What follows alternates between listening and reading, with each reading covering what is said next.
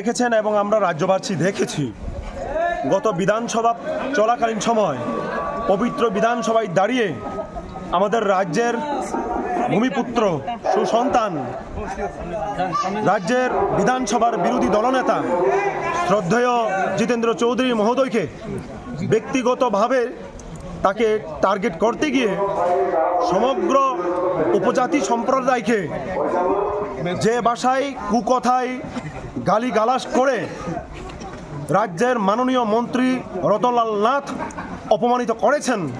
আজকে TYF central committee তার বিরুদ্ধে ধিক্কার জানিয়ে এবং মাননীয় মুখ্যমন্ত্রী মানিক সাহার কাছে আমরা দাবি জানাচ্ছি ওনার মুখ্যমন্ত্রিত্ব ওনার মন্ত্রিত্ব বহিষ্কার করে ওনাকে পদত্যাগ করা, তার দাবিতে আজকে আমরা এই ধিক্কার মিছিল করছি।